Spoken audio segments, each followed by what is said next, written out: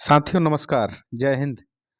तो आज के वीडियो में हम लोग स्टैटिक जीके का पोर्शन देखेंगे जो आने वाले सभी परीक्षाओं में सामान्य रूप से लाभकारी सिद्ध होगा। तो आइए शुरू करते हैं।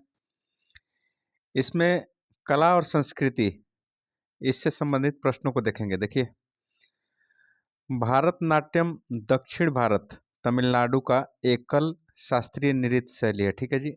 तो भारतनाट्यम तमिलनाडु का लोक नृत्य है जिसे विशेष रूप से महिलाओं के द्वारा किया जाता है। तो भारतनाट्यम महिलाओं के द्वारा किया जाता है। अगला प्रश्न देखिए, भारत की शास्त्रीय संगीत की दक्षिणी पद्धति को क्या कहते हैं? कर्नाटक संगीत। कर्नाटक संगीत का जनक पुरंदर दास को कहा जाता है। देखिए, भारत में दो तरह का संगीत है, एक उत्तरी संगीत और एक दक्षिणी संगीत। तो दक्षिणी संगीत को कर्नाटक संगीत कहा जाता है। देखिए, त्यागराज मुथुस्वामी तथा श्याम शास्त्री कर्नाटक संगीत के त्रिरत्न कहे जाते हैं। तो कर्नाटक संगीत के त्रिरत्न कौन है? त्यागराज, मुथुस्वामी और श्याम शास्त्री। चलिए आगे प्रश्न देख लीजिए। भारतनाट्यम के प्रमुख घराना कौन कौन है? तो भरतनाट्यम के प्रमुख घराना है मैसूर है, तंजौर है, कांचीपुरम है और पांडनलूर है। ठीक है जी। लीला सैमसन, मृणालिनी साराभाई, यामिनी कृष्णमूर्ति भरतनाट्यम के कलाकार हैं। ठीक है जी। लीला सैमसन, मृणालिनी साराभाई, यामिनी कृष्णमूर्ति भरतनाट्यम के कलाकार हैं। कथकली केरल का शास्त्रीय नृत्य है। देखिए, कथकली की गीतों का भाषा क्या होता है? तो मलयालम होता है। ठीक है जी। कथक उत्तर भारत का शास्त्रीय नृत्य है। ठीक है। पंडित लच्छू महाराज, पंडित बिरजू महाराज, सितारा देवी कथक के प्रमुख कलाकार हैं। ठीक है। कुचिपुड़ी आंध्र प्रदेश का शास्त्रीय नृत्य है। अगला प्रश्न देखिए, वलतोल नारायण मेनन, आनंद शिवरामन, कृष्ण कुट्टू कथकली के कलाकार हैं। ठीक है। ओडिसी ओडिशा का शास्त्रीय नृत्य है। देखिए, सोनल मानसिंह, केलू चरण महापात्र, डोना गांगुली का संबंध ओडिसी नृत्य से है। अगला प्रश्न देख लीजिए, भारतीय शास्त्रीय नृत्य में 9 रस होते हैं। ठीक है जी। मोहिनीअट्टम केरल का शास्त्रीय नृत्य है। यक्षगान कर्नाटक का लोक नृत्य है। मयूरभंज मयूरभंज का छाओ युद्ध संबंधी नृत्य है। ठीक है जी। यक्षगान में नृत्य और गान का संगम होता है। अगला प्रश्न देख लीजिए, जात्रा पश्चिम बंगाल का लोक नृत्य है। जात्रा कहाँ का है? तो पश्चिम बंगाल का। ठीक है जी, लोक नृत्य है। सबसे पुराना प्राचीनतम वाद्य यंत्र बीड़ा है।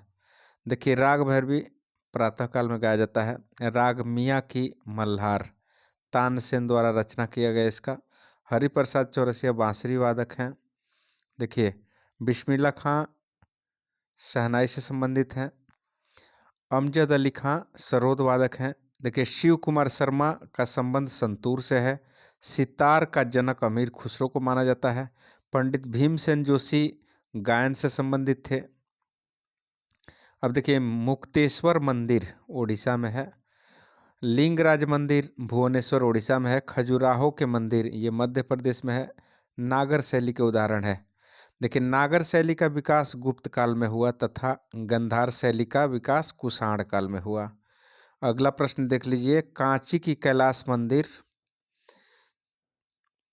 का कैलाश मंदिर, तंजौर का बृहदेश्वर मंदिर, तमिलनाडु का मीनाक्षी एवं तिरुपति मंदिर द्रविड़ शैली में बने हुए हैं।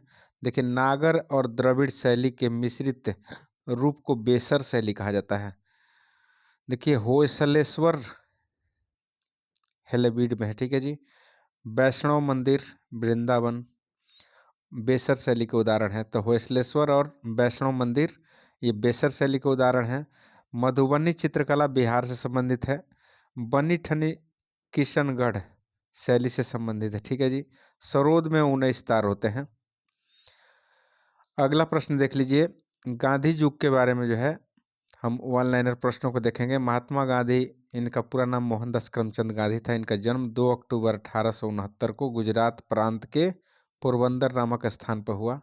इनकी माता पुतलीबाई थी, पिता करमचंद गांधी थे और पत्नी कस्तूरबा गांधी थी। ठीक है जी। इनके जन्म तिथि 2 अक्टूबर को अहिंसा दिवस मनाया जाता है और पुण्यतिथि 30 जनवरी को शहीद दिवस के रूप में मनाया जाता है। वे 1893 में एक मुकदमे के पैरवी में दक्षिण अफ्रीका गए थे। 1915 में फिर वापस आए भारत में। गांधी जी लियो टॉल्स्टॉय से प्रभावित हुए थे।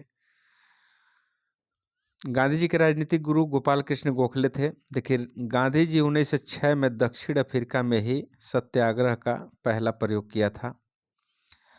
गांधी जी ने भारत में सत्याग्रह का पहला जो है प्रयोग 1917 में बिहार के चंपारण में किया था। सर्वप्रथम रविंद्रनाथ टैगोर ने गांधी जी को महात्मा तथा सुभाष चंद्र बोस ने राष्ट्रपिता कहकर संबोधित किया था। देखिए, गांधी जी ने खिलाफत आंदोलन, जालियांवाला बाग हत्याकांड, रॉलेट एक्ट के विरोध में 1920 में असहयोग आंदोलन चलाया था। देखिए, चौरी चौरा कांड 5 फरवरी 1922 से दुखी होकर गांधी जी ने 11 फरवरी 1922 को असहयोग आंदोलन को बंद कर दिया। अब देखिए, जालियांवाला बाग हत्याकांड 13 अप्रैल 1919 को हुआ था। इसके विरोध में गांधी जी ने 1920 में केसर ए हिंद की उपाधि लौटा दी थी। गांधी जी ने 1919 में यंग इंडिया व नवजीवन तथा 1933 में हरिजन नामक पत्रिका का प्रकाशन किया। 1924 में एकमात्र बेलगांव में कांग्रेस का जो अधिवेशन हुआ कर्नाटक में, उसके अध्यक्षता महात्मा गांधी ने किया था। गांधी जी ने 12 मार्च 1930 को 78 अपने साथियों के साथ दांडी यात्रा आरंभ किया और 6 अप्रैल 1930 को 388 किलोमीटर की यात्रा करके दांडी पहुँचे। दांडी में पहुँचे और नमक बनाकर नमक कानून तोड़ा तथा सविनय अवज्ञा आंदोलन की शुरुआत कर दिया। देखिए, 7 अप्रैल 1934 को गांधी जी ने सविनय अवज्ञा आंदोलन को समाप्त कर दिया। 1916 ईस्वी में गांधी जी ने अहमदाबाद के निकट साबरमती आश्रम की स्थापना किया। गांधी इरविन समझौता कब हुआ था? तो 5 मार्च 1931 को हुआ। 5 मार्च 1931 को गांधी इरविन समझौता। 1942 में प्रस्तुत क्रिप्स प्रस्ताव को गांधी जी ने पोस्ट डेटेड चेक कहा। 8 अगस्त 1942 को प्रारंभ भारत छोड़ो आंदोलन के दौरान ही गांधी जी ने करो या मरो का नारा दिया था। अब देखिए, 1931 में लंदन में हुए द्वितीय गोलमेज सम्मेलन में गांधी जी ने कांग्रेस का नेतृत्व किया था। देखिए, गांधी जी की हत्या 30 जनवरी 1948 को नाथूराम गोडसे ने प्रार्थना के समय कर दिया था। गांधी जी का समाधि स्थल राजघाट कहलाता है। विंस्टन चर्चिल ने गांधी जी को अर्धनग्न फकीर कहा था। ठीक है जी। अगला बिंदु देखिए, संयुक्त राष्ट्र संघ के बारे में जानकारी लेते हैं। तो संयुक्त राष्ट्र संघ को यूएनओ कहते हैं। इसकी स्थापना 24 अक्टूबर 1945 को हुई थी, जिसका उद्देश्य विश्व में शांति और सुरक्षा बनाए रखना है। ठीक है जी। यूएनओ का मुख्यालय जो है अमेरिका के न्यूयॉर्क शहर के मैनहट्टन द्वीप पर है, जो 17 एकड़ जमीन पर 39 मंजिल का बना हुआ है, जिसके लिए भूमि जॉन डी रॉकफेलर ने दान की थी। जॉन डी रॉकफेलर ने भूमि दान किया। इस पर संयुक्त राष्ट्र संघ का मुख्यालय बना है। संयुक्त राष्ट्र नाम अमेरिकी राष्ट्रपति फ्रैंकलिन डी रूजवेल्ट ने दिया था। अगला प्रश्न देख लीजिए, यूएनओ दिवस, संयुक्त राष्ट्र संघ दिवस 24 अक्टूबर को मनाया जाता है। यूएनओ की वर्तमान सदस्य देशों की संख्या 193 है और 193 नंबर का देश है दक्षिणी सूडान। भारत यूएनओ का सदस्य वर्ष 1945 में बन गया। देखिए, यूएनओ के संविधान चार्टर में कुल 111 अनुच्छेद है और 19 अध्याय है। ठीक है जी। यूएनओ की अधिकृत 6 भाषाएं हैं, अंग्रेजी, फ्रेंच, चीनी, अरबी, रूसी, स्पेनिश। तो अंग्रेजी, फ्रेंच, चीनी, अरबी, रूसी, स्पेनिश। इसमें अंग्रेजी और फ्रेंच को कार्यकारी भाषा कहा जाता है। देखिए, यूएनओ के कार्यपालिका को सुरक्षा परिषद तथा व्यवस्थापिका को महासभा कहा जाता है। सुरक्षा परिषद में कुल 15 सदस्य होते हैं, जिसमें 5 अस्थाई और 10 अस्थाई होता है। तो अस्थाई जो सदस्य होते हैं 10, इनका कार्यकाल 2 वर्ष के लिए होता है। सुरक्षा परिषद 5 अस्थायी सदस्य होते हैं सुरक्षा परिषद में। ये हैं अमेरिका, ब्रिटेन, चीन, फ्रांस और रूस। सुरक्षा परिषद दुनिया का पुलिसमैन कहलाता है। सुरक्षा परिषद को दुनिया का पुलिसमैन कहा जाता है। देखिए, सर्वप्रथम वीटो का प्रयोग अमेरिका ने मार्च में 1971 में किया था, रोडेशिया के प्रश्न पर किया था। वीटो एक अस्थायी सदस्यों को प्राप्त एक निषेधात्मक शक्ति है जिसका सर्वाधिक बार प्रयोग करने वाला देश है रूस। ठीक है जी। अब देखिए, संयुक्त राष्ट्र संघ की प्रमुख अंग कितने हैं? तो 6 है, 6 अंग है। यूएनओ की प्रथम बैठक 10 जनवरी 1946 को लंदन में तथा महासभा की पहली बैठक अक्टूबर 1952 में हुई थी। देखिए, संयुक्त राष्ट्र संघ का प्रधान उसका महासचिव होता है, महासचिव होता है। ठीक है जी। यूएनओ के प्रथम महासचिव त्रिगबेली थे, ये नॉर्वे देश के थे। प्रथम एशियाई महासचिव कौन थे? यूथांट, बर्मा देश के थे। संयुक्त राष्ट्र के वर्तमान 9वां महासचिव एंटोनियो गुटारेस हैं, पुर्तगाल के हैं। ठीक है जी। अब देखिए, अंतर्राष्ट्रीय न्यायालय की स्थापना कब हुई? तो 3 अप्रैल 1946 को हेग में। हेग कहाँ है? नीदरलैंड में है। ठीक है जी, जहां इसका मुख्यालय है।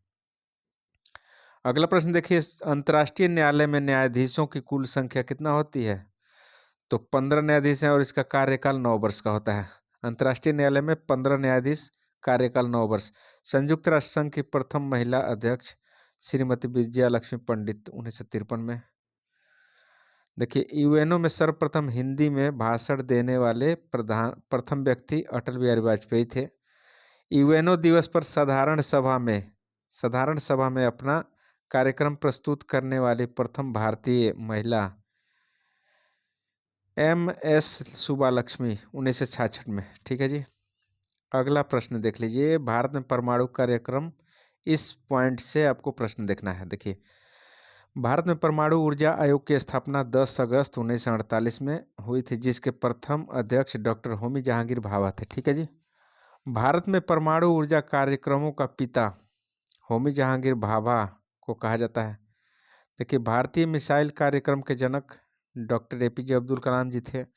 परमाणु ऊर्जा विभाग की स्थापना अगस्त 1954 में, जिसके सभी कार्यक्रम प्रधानमंत्री के तत्वाधान में किए जाते हैं। ठीक है जी। भारतीय नाभिकीय ऊर्जा निगम NPCIL की स्थापना 1987 में तथा परमाणु ऊर्जा नियामक बोर्ड की स्थापना 1983 में हुई थी। विश्व का पहला परमाणु बिजली घर रूस में स्थापित किया गया था। ठीक है जी, रूस में स्थापित किया गया था। देखिए, देश का पहला परमाणु रिएक्टर अप्सरा जो है 4 अगस्त 1956 को, देश का पहला परमाणु रिएक्टर अप्सरा 4 अगस्त 1956 को बना था। भारत ने पहला परमाणु विस्फोट 18 मई 1974 को राजस्थान के पोखरण में किया था। देखिए, 24 वर्ष बाद 1998 में 11 मई को 3 व 13 मई को 2 भूमिगत परमाणु परीक्षण किया गया भारत के द्वारा। प्रथम भारतीय उपग्रह आर्यभट्ट को 19 अप्रैल 1975 को सोवियत संघ रूस के कोस्मोड्रोम से प्रक्षेपित किया गया था। अगला प्रश्न देख लीजिए, स्वदेश निर्मित प्रथम उपग्रह इनसेट 2A को जुलाई 1992 में अंतरिक्ष में स्थापित किया गया। भाभा परमाणु अनुसंधान केंद्र बार्क की स्थापना 3 जनवरी 1954 को ट्राम्बे मुंबई में हुआ, जिसका पूर्व नाम ऊर्जा संस्थान था। ठीक है जी। इंदिरा गांधी परमाणु अनुसंधान केंद्र की स्थापना 1971 में कलपक्कम चेन्नई में हुआ था। देखिए, साधारण जल के विद्युत अपघटन से प्राप्त भारी जल D2O ड्यूटेरियम ऑक्साइड की खोज HC यूरे ने 1932 में किया था। देखिए, भारी जल संयंत्र की स्थापना भारत में पहली बार नांगल पंजाब में 1962 में हुआ। ठीक है। केंद्रीय जल एवं विद्युत शोध केंद्र CWPRS, ये खड़गसवाल पुणे में महाराष्ट्र में है। देखिए, भारत में प्रथम जल विद्युत केंद्र की स्थापना 1897 में दार्जिलिंग में की गई थी। ठीक है जी। भारत एवं भूटान की संयुक्त जल विद्युत परियोजना चुखा वांगचू नदी पर स्थित है। वांगचू नदी पर भारत भूटान की चुखा जल विद्युत परियोजना। देखिए भारत का प्रथम आणविक केंद्र तारापुर में है। देखिए तारापुर परमाणु विद्युत घर निर्माण 1972 में हुआ और मुंबई महाराष्ट्र में अवस्थित है। ठीक है जी। देखिए राजस्थान परमाणु विद्युत घर निर्माण इसका 1972 में हुआ, रावता भाटा राजस्थान में अवस्थित है। नरौरा परमाणु विद्युत घर निर्माण 1991 में हुआ और बुलंदशहर उत्तर प्रदेश में अवस्थित है। अगला प्रश्न देख लीजिए, काकरापार परमाणु विद्युत घर निर्माण 1993 में सूरत में गुजरात में हुआ। रमन अनुसंधान केंद्र बंगलौर कर्नाटक में है। ठीक है जी। अगला प्रश्न देख लीजिए, भारत की पंचवर्षीय योजनाओं से कुछ महत्वपूर्ण प्रश्न को देखिए। भारत में पंचवर्षीय योजना रूस से प्रेरित है। ठीक है जी, रूस से लिया गया है इस मॉडल को। योजनाओं को अंतिम स्वीकृति और अनुमोदन राष्ट्रीय विकास परिषद प्रदान करता है। देखिए पहली योजना 1951 से 56, इसका हेराल्ड डोमर मॉडल बनाए थे जिसमें कृषि पर जोर दिया गया था। ठीक है जी। देखिए दूसरी योजना पीसी महालनोबिस ने मॉडल इसका बनाया था, आधारित थी इस पर भारी एवं आधारभूत उद्योगों पर बल दिया गया था इस योजना में। दूसरी जो योजना का कार्यकाल है 56 से 61 के दौरान भारत में राउर केला, भिलाई और दुर्गापुर इस्पात कारखानों की स्थापना की गई थी। तीसरी योजना सैंडी चक्रवर्ती और महालनोबिस मॉडल पर आधारित थी जिसमें आत्मनिर्भरता पर बल दिया गया था। देखिए बोकारो स्टील प्लांट की स्थापना तृतीय पंचवर्षीय योजना के दौरान हुई थी। सर्वाधिक असफल योजना तृतीय पंचवर्षीय योजना 1961 से 66 को माना जाता है। इसका मुख्य कारण क्या था? तो भारत चीन युद्ध 1962 में हो गया, भारत पाकिस्तान युद्ध 1965 में हो गया और भयंकर अकाल पड़ गया था। वार्षिक योजनाएं देखिए, वार्षिक योजनाएं मतलब एक एक साल की योजनाएं। योजना अवकाश 1966 से 69 के दौरान हरित क्रांति प्रारंभ हुई थी। वार्षिक योजनाएं योजना अवकाश कही जाती है। 1966 से 69 के बीच में हरित क्रांति का प्रारंभ हुआ। चतुर्थ योजना का कार्यकाल है 1969 से 74 को गॉडगिल योजना, इसमें सुरक्षा पर बल दिया गया था। देखिए पांचवी योजना का कार्यकाल क्या था? तो 1974 से 78। ठीक है जी, एक साल कम था इसका। मॉडल इसका बनाए थे डीपी धर जी ने, और जो एक वर्ष पहले 1978 में ही समाप्त हो गया था। तो पांचवी पंचवर्षीय योजना में क्या क्या काम हुआ? तो गरीबी हटाओ तथा काम के बदले अनाज योजना इसमें लागू हुआ था। काम के बदले अनाज, ठीक है जी, गरीबी हटाओ। अनवरत योजना 1978 से 80 के बीच में, जिसे रोलिंग प्लान भी कहा जाता है, के जनक थे डॉक्टर गुनार मेडल। और जो है रोलिंग प्लान के प्रणेता कौन थे? Professor Ragnar Frisch. अब देखिए IRDP, NREP, TRYSEM, ड्वाक्रा, RLGP जैसे कार्यक्रम छठी पंचवर्षीय योजना के दौरान 80 से 85 के बीच चलाई गई थी। सातवीं योजना का अवधि है 1985 से 90। देखिए जवाहर रोजगार योजना शुरू हुआ था 28 अप्रैल 1989 को, तथा इंदिरा गांधी आवास योजना 1985-86 के बीच में शुरू हुआ। सातवीं पंचवर्षीय योजना के काल में ये सब शुरू हुए थे। आठवीं पंचवर्षीय योजना का कार्यकाल 1992 से 97 का मुख्य उद्देश्य क्या था? तो मानव संसाधन का विकास। ठीक है जी। अगला प्रश्न, प्रधानमंत्री रोजगार योजना 15 अगस्त 1993 को प्रारंभ हुआ। आठवीं पंचवर्षीय योजना के समय। नौवीं पंचवर्षीय योजना का उद्देश्य क्या है? सामाजिक न्याय और समानता के साथ आर्थिक विकास। देखिए 10वीं योजना की अवधि 2002 से 2007 थी। ठीक है, 10वीं अब तक की सबसे सफल योजना मानी गई है। 11वीं योजना की अवधि 2007 से 2012 थी। 12वीं योजना की अवधि 12 से 17 थी। और 12वीं योजना का मुख्य उद्देश्य जो है तीव्र, संपोषणीय व अधिक समावेशी विकास था। ठीक है जी। अगला प्रश्न देख लीजिए, यूनियन टेरिटरी जम्मू कश्मीर के बारे में पढ़ते हैं। आइए, केंद्र शासित प्रदेश जम्मू कश्मीर है, अब राज्य बन गया है। ठीक है जी। गठन जो हुआ था इसका 31 अक्टूबर 2019 को, ठीक है जी। ग्रीष्मकालीन राजधानी श्रीनगर, ठीक है जी। श्रीनगर यूटी जम्मू कश्मीर अब केंद्र शासित प्रदेश बन गया। शीतकालीन इसकी राजधानी है जम्मू। ग्रीष्मकालीन राजधानी है श्रीनगर और शीतकालीन राजधानी है जम्मू, याद रखिए। क्षेत्रफल इसका 42,241 वर्ग किलोमीटर, जनसंख्या 99.4 लाख। राजकीय भाषा इसका उर्दू, डोगरी, कश्मीरी और हिंदी, अंग्रेजी है, ठीक है जी। उच्च न्यायालय इसका जम्मू कश्मीर में है, उच्च न्यायालय इसका। सीमाएं इसका उत्तर पूर्व में है केंद्र शासित प्रदेश लद्दाख, दक्षिण में हिमाचल प्रदेश है, पंजाब तथा पश्चिम में पाकिस्तान है। पश्चिम पाकिस्तान है और दक्षिण में हिमाचल प्रदेश और पंजाब है, ठीक है। इसमें 22 जिला है, 22 जिला है। जिला कितना है? 22। तो 22 का नाम है अनंतनाग, बांदीपोरा, बारामूला, कुलग्राम, बड़गांव, डोडा, गांदरबल, जम्मू, कठुआ, किश्तवाड़, पुंछ, कुपवाड़ा, पुलवामा, रामबन, रियासी, राजौरी, सांबा, शोपिया, श्रीनगर, उधमपुर, मीरपुर और मुजफ्फराबाद, ठीक है जी। देखिए विधानसभा के सीट है इसमें 114, विधानसभा के 114 सीट। विधान सभा का कार्यकाल 5 वर्ष और लोकसभा का सदस्य 5 है, राज्यसभा का सदस्य 4 है। अब देखिए सबसे बड़ा जिला किश्तवाड़ा है जम्मू कश्मीर का। देखिए प्रथम उपराज्यपाल गिरीश चंद्र मुर्मू थे। केंद्र शासित प्रदेश जम्मू कश्मीर की सीमा 2 राज्यों पंजाब और हिमाचल प्रदेश तथा एक केंद्र शासित प्रदेश लद्दाख से लगती है, ठीक है। केंद्र शासित प्रदेश लद्दाख की सीमा जो है एक राज्य हिमाचल प्रदेश तथा एक केंद्र शासित प्रदेश जम्मू कश्मीर से लगती है। केंद्र शासित प्रदेश जम्मू कश्मीर एकमात्र देश पाकिस्तान से अपनी अंतर्राष्ट्रीय सीमा को साझा करती है। 31 अक्टूबर 2019 को जम्मू कश्मीर विधिवत रूप से केंद्र शासित प्रदेश बन गया। राज्य के रूप में जम्मू कश्मीर की स्थापना 26 अक्टूबर 1947 को हुआ था।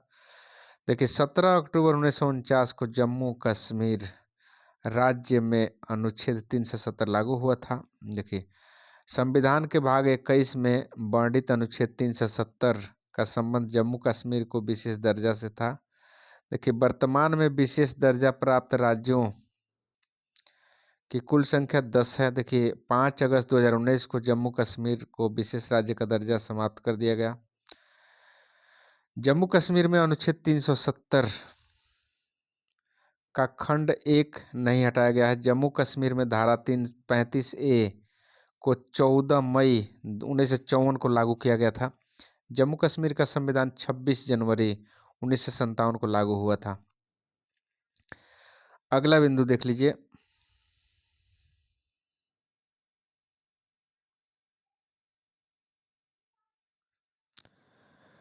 अगला बिंदु इसमें है आपको दादर और नगर हवेली एवं दमन और दीव, इसके बारे में देखिए। केंद्र शासित प्रदेश का नया नाम दादर नगर हवेली और दमन और दीव स्थापना कब हुआ? तो 26 जनवरी 2020। राजधानी दमन हो गया। क्षेत्रफल इसका 603 वर्ग किलोमीटर है। देखिए जनसंख्या 5,85,764। जिला इसमें 3 है। लोकसभा की सीट 2 है। उच्च न्यायालय बॉम्बे उच्च न्यायालय के अंतर्गत आता है। प्रथम प्रशासक प्रफुल्ल खोड़ा पटेल। प्रमुख भाषाएं कोंकणी, गुजराती, हिंदी। दीव मुंबई के समीप अरब सागर में एक द्वीप है, जबकि दमन गुजरात राज्य के वलसाड़ जिला के नज़दीक स्थित है, ठीक है जी। अब देखिए नगर हवेली गुजरात एवं महाराष्ट्र के बीच में स्थित है। दादरा चारों तरफ से गुजरात से घिरा हुआ तथा नगर हवेली से 1 किलोमीटर उत्तर पश्चिम में स्थित है। दादरा और नगर हवेली एवं दमन और दीव के बीच में 35 किलोमीटर की दूरी है। दमन और दीव के बीच खंभात की खाड़ी एवं अरब सागर स्थित है। 1779 से 1954 तक दादर और नगर हवेली पुर्तगालियों के अधीन रहा तथा 1954 में मुक्त होने के बाद 11 अगस्त 1961 को भारत का केंद्र शासित प्रदेश बन गया था। 1961 में पुर्तगालियों से मुक्त होने के बाद 1987 तक दमन और दीव गोवा का हिस्सा रहा। देखिए 30 मई 1987 को 25वें राज्य के रूप में गोवा को पूर्ण राज्य का दर्जा प्राप्त हुआ तथा 97वें संविधान संशोधन द्वारा गोवा से अलग होकर दमन और दीव केंद्र शासित प्रदेश बन गए। दादर और नगर हवेली एवं दमन और दीव का विलय। देखिए 2 केंद्र शासित प्रदेश दादर और नगर हवेली और दमन और दीव के विलय हेतु दादर और नगर हवेली और दमन और दीव केंद्र शासित प्रदेशों का विलय विधेयक को 2019 में केंद्रीय गृह मंत्री जी किशन रेड्डी द्वारा संसद में पेश किया गया। यह विधेयक 27 नवंबर 2019 को लोकसभा में और 3 दिसंबर 2019 को राज्यसभा में पारित हो गया। 9 दिसंबर 2019 को राष्ट्रपति की स्वीकृति के बाद 26 जनवरी 2020 को दादर और नगर हवेली और दमन और दीव का विलय एक केंद्र शासित प्रदेश के रूप में प्रभावी हुआ। विलय का मुख्य उद्देश्य न्यूनतम सरकार अधिकतम शासन है। अगला प्रश्न देख लीजिए, यहां से पढ़ेंगे हम जम्मू कश्मीर और लद्दाख केंद्र शासित प्रदेश के बारे में। देखिए संयुक्त रूप से 31 अक्टूबर 2019 को जम्मू कश्मीर और पुनर्गठन अधिनियम के द्वारा 2019 के तहत 2 नए केंद्र शासित प्रदेश जम्मू कश्मीर तथा लद्दाख के रूप में अस्तित्व में आया है। अगला देखिए, वर्तमान में केंद्र शासित प्रदेश जम्मू कश्मीर की ग्रीष्मकालीन राजधानी श्रीनगर और शीतकालीन राजधानी जम्मू है। देखिए केंद्र शासित प्रदेश लद्दाख की राजधानी लेह है। जम्मू कश्मीर को विधानसभा के साथ केंद्र शासित प्रदेश बनाया गया है।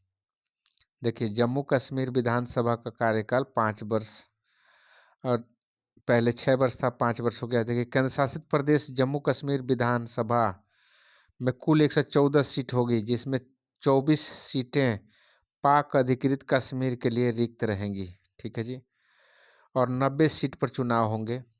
लद्दाख विधानसभा नहीं है। लद्दाख में विधानसभा नहीं है। एक उपराज्यपाल होगा जो शासन चलाएगा। केंद्र शासित प्रदेश जम्मू कश्मीर के पहले उपराज्यपाल गिरीश चंद्र मुर्मू तथा लद्दाख के पहले उपराज्यपाल राधाकृष्ण माथुर ने देखिए केंद्र शासित प्रदेश जम्मू कश्मीर के लिए लोकसभा की 5 सीटें, राज्यसभा की 4 सीटें निर्धारित की गई है। जम्मू कश्मीर के लिए केंद्र शासित प्रदेश लद्दाख के लिए लोकसभा की 1 सीट निर्धारित की गई है। तो वर्तमान में केंद्र शासित प्रदेश जम्मू कश्मीर में कुल 22 और लद्दाख में 2 जिला है। देखिए लद्दाख के 2 जिले लेह और कारगिल हैं। केंद्र शासित प्रदेश जम्मू कश्मीर का सबसे बड़ा जिला किश्तवाड़ है। ठीक है जी। अगले देखिए, जम्मू कश्मीर एवं लद्दाख के केंद्र शासित प्रदेश बनने के बाद सरकार ने 2 नवंबर 2019 को नया मानचित्र जारी किया। 2 नवंबर 2019 को नए मानचित्र में पाक अधिकृत कश्मीर, पीओके को लद्दाख में तथा पीओके के 2 जिले मीरपुर और मुजफ्फराबाद को जम्मू कश्मीर में शामिल किया गया है। केंद्र शासित प्रदेश जम्मू कश्मीर की सीमा 2 राज्यों पंजाब और हिमाचल प्रदेश तथा एक केंद्र शासित प्रदेश लद्दाख से लगती है। देखिए केंद्र शासित प्रदेश लद्दाख की सीमा एक राज्य हिमाचल प्रदेश तथा एक केंद्र शासित प्रदेश जम्मू कश्मीर से लगती है। केंद्र शासित प्रदेश जम्मू कश्मीर एकमात्र देश पाकिस्तान से अपनी अंतर्राष्ट्रीय सीमा साझा करता है। केंद्र शासित प्रदेश लद्दाख 3 देशों से पाकिस्तान, अफगानिस्तान और चीन से लगता है। वर्तमान में क्षेत्रफल की दृष्टि से बड़ा केंद्र शासित प्रदेश लद्दाख बना है। ठीक है जी, लद्दाख बन गया है। वित्त आयोग के बारे में देखिए पढ़ते हैं। संविधान के अनुच्छेद 280 में केंद्रीय वित्त आयोग का गठन का प्रावधान किया गया है। वित्त आयोग का गठन भारत का राष्ट्रपति 5 वर्ष के लिए करते हैं। आवश्यकता अनुसार 5 साल पहले भी इसको किया जा सकता है भंग करके। देखिए वित्त आयोग एक संवैधानिक सलाहकार निकाय है। इसको मानने के लिए सरकार बाध्य नहीं है। एक संवैधानिक सलाहकारी निकाय है। देखिए, वित्त आयोग में राष्ट्रपति द्वारा एक अध्यक्ष और 4 अन्य सदस्य की नियुक्ति किया जाता है। वित्त आयोग का अध्यक्ष वही व्यक्ति होगा जिसे सार्वजनिक मामलों में पर्याप्त अनुभव होगा। सदस्य के लिए कहा गया है कि ऐसे व्यक्ति जिनको सदस्य बनाया जाएगा वे उच्च न्यायालय में न्यायाधीश बनने की योग्यता रखते हों या वित्तीय मामले के अच्छे जानकार हों, विशेषज्ञ हों। देखिए, वित्त आयोग के अध्यक्ष और सदस्यों की योग्यता क्या होगी, इसको निर्धारण करने का अधिकार संसद को है। वित्त आयोग का मुख्य कार्य केंद्र तथा राज्यों के बीच करों के वितरण की हिस्सेदारी तय करना। ठीक है जी। देखिए, वित्त आयोग केंद्र सरकार और राज्य सरकार के बीच वितरण का लेखा जोखा भी रखता है। प्रति वर्ष राष्ट्रपति को सौंपता है और राष्ट्रपति दोनों सदनों के सामने इसको प्रस्तुत करते हैं। देखिए, प्रस्तुत कराते हैं। केंद्र और राज्यों के मध्य वित्तीय विवादों के निपटारे हेतु मुख्य एजेंसी वित्त आयोग है। देखिए, प्रथम वित्त आयोग का गठन 1951 में हुआ। प्रथम वित्त आयोग के अध्यक्ष केसी नियोगी थे 1952 से 57 में। वर्तमान में 15वां वित्त आयोग 15वां नहीं, अब 16वां हो गया है। 16वां वित्त आयोग। देखिए, 15वें वित्त आयोग के अध्यक्ष कौन है? NK सिंह है, नंद किशोर सिंह। देखिए, 14वें वित्त आयोग 15 से 2000 के अध्यक्ष थे YB रेड्डी। ठीक है जी। 16वें वित्त आयोग के अध्यक्ष को बताइए आप कमेंट करके। देखिए, 22 नवंबर 2017 को 15वें वित्त आयोग का गठन की मंजूरी मिलने के बाद NK सिंह को इसका अध्यक्ष नियुक्त किया गया है। 16वें वित्त आयोग का अध्यक्ष बताइए आप। आर्थिक मामलों के पूर्व सचिव शक्तिकांत दास, पूर्व मुख्य आर्थिक सलाहकार अशोक लाहिड़ी, नीति आयोग के सदस्य रमेश चंद्र तथा जॉर्ज टाउन यूनिवर्सिटी के प्रोफेसर अनूप सिंह 15वें वित्त आयोग के सदस्य हैं। ठीक है, 15वें वित्त आयोग के सिफारिश 1 अप्रैल 2020 से शुरू होकर अगले 5 वर्ष मतलब 2020 से 2025 तक की अवधि के लिए होगी। अगला प्रश्न देखिए, राज्य वित्त आयोग का गठन अनुच्छेद 243 एक में किया गया है। नीति आयोग के बारे में आइए पढ़ते हैं। नीति आयोग बहुत इंपॉर्टेंट चैप्टर है। नीति आयोग भारत सरकार का एक निकाय है जिसका स्थापना 1 जनवरी 2015 को गठित किया गया, जिसे योजना आयोग के स्थान पर बनाया गया है। नीति आयोग एक गैर संवैधानिक निकाय है, इसका संविधान में उल्लेख नहीं है। ठीक है जी। नीति आयोग का पूर्ण रूप होता है, नीति आयोग का राष्ट्रीय भारत परिवर्तन संस्थान। नीति का पूर्ण रूप national institution for transforming India. ठीक है जी। नीति आयोग का मुख्यालय कहाँ पे है? तो दिल्ली में है। नीति आयोग भारत सरकार का थिंक टैंक के रूप में जाना जाता है इसको। देखिए, नीति आयोग योजना आयोग की तरह कोई वित्तीय आवंटन नहीं करता है। नीति आयोग का प्राथमिक कार्य सामाजिक एवं आर्थिक मुद्दों पर सरकार को सलाह देने का काम है नीति आयोग का, ताकि सरकार ऐसी योजना का निर्माण करे जो लोगों के हित में हो। ठीक है जी। आयोग के लिए 13 सूत्री उद्देश्य रखे गए हैं। नीति आयोग की संरचना में अध्यक्ष, उपाध्यक्ष, CEO, पूर्णकालिक सदस्य, पदेन सदस्य, शासी परिषद तथा विशेष आमंत्रित सदस्य शामिल होते हैं। पूर्णकालिक सदस्य की संख्या 5 होती है, जिन्हें राज्य मंत्री के बराबर दर्जा प्राप्त होता है। देखिए, अगला प्रश्न देख लीजिए। पदेन सदस्य की अधिकतम संख्या 4 होती है, जो प्रधानमंत्री द्वारा नामित किए जाते हैं। शासी परिषद में भारत के सभी मुख्यमंत्री, केंद्र शासित प्रदेशों के राज्यपाल और प्रशासक शामिल होते हैं। देखिए, अगला प्रश्न, विशेष आमंत्रित सदस्य के रूप में विभिन्न क्षेत्रों के विशेषज्ञ शामिल होते हैं, जिन्हें प्रधानमंत्री द्वारा नामित किया जाता है। देखिए, नीति आयोग का अध्यक्ष प्रधानमंत्री होते हैं। नीति आयोग के वर्तमान अध्यक्ष नरेंद्र मोदी हैं। ठीक है जी। नीति आयोग के उपाध्यक्ष की नियुक्ति प्रधानमंत्री करते हैं। देखिए, उपाध्यक्ष को कैबिनेट मंत्री का दर्जा प्राप्त होता है। सीईओ भारत सरकार के सचिव स्तर के अधिकारी होता है, जिसे निश्चित कार्यकाल के लिए प्रधानमंत्री के द्वारा नियुक्त किया जाता है। नीति आयोग के प्रथम अध्यक्ष नरेंद्र मोदी हैं।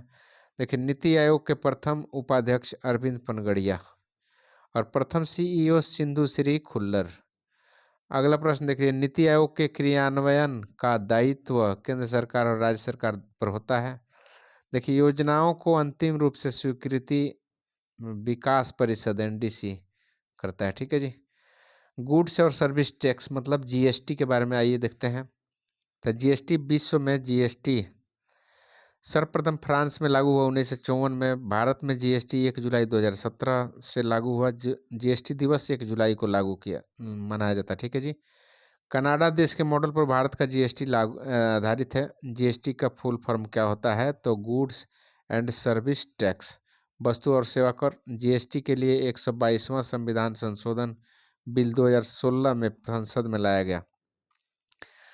जीएसटी विधेयक के पक्ष में कुल 336 वोट और विपक्ष में 11 वोट पड़े थे। ठीक है जी। लोकसभा द्वारा जीएसटी बिल 3 अगस्त 2016, राज्यसभा के द्वारा जीएसटी बिल 8 अगस्त 2016 को पास कर दिया गया। ठीक है।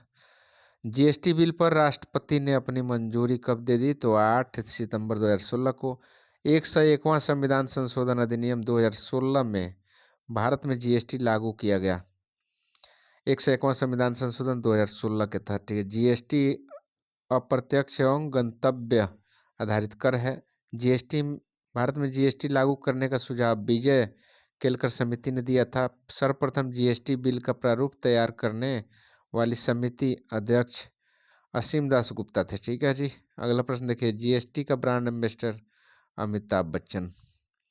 जीएसटी बिल को सर्वप्रथम पारित करने वाला भारतीय राज्य असम है, 12 अगस्त 2016 को। देखिए, जीएसटी के अंतर्गत 17 अप्रत्यक्ष कर हैं, 23 अधिभार शेष हैं, शेष को शामिल किया गया है। जीएसटी संख्या में कुल 15 अंक होते हैं, 15 डिजिट होते हैं। देखिए, जीएसटी के अंतर्गत निर्धारित की गई दरें 4 प्रकार की होती है, 5, 12, 18, 28। अब देखिए, जीएसटी परिषद अध्यक्ष है वित्त मंत्री और इसकी स्थापना 12 सितंबर 2016 को स्वीकृति मिली। इसकी संविधान के अनुच्छेद 279A के तहत जीएसटी परिषद का गठन किया गया। जीएसटी परिषद मुख्यालय दिल्ली में है। सम्मिलित इसमें कुल सदस्य 33। ठीक है जी। जीएसटी परिषद में सदस्य कितना है? 33। देखिए, जीएसटी के 3 भाग होते हैं। एक होता है CGST, state GST, IGST. SGST राज्य सरकार द्वारा, सीजीएसटी केंद्र सरकार द्वारा, आईजीएसटी दोनों के द्वारा। Integrated goods and service tax. देखिए, शराब, पेट्रोलियम वस्तुएं, शिक्षा, स्वास्थ्य सेवाओं को जीएसटी से बाहर रखा गया है। जीएसटी चोरी करने वालों पर 5 साल के लिए कारावास का प्रावधान किया गया है। देखिए, राज्य को जीएसटी से होने वाले नुकसान की भरपाई केंद्र सरकार द्वारा 5 वर्षों तक की जाएगी। भारत जीएसटी लागू करने वाला 161वां देश है। तो आज के वीडियो में इतना ही। अगले वीडियो में फिर मिलते हैं। तब तक के लिए जय हिंद, जय भारत।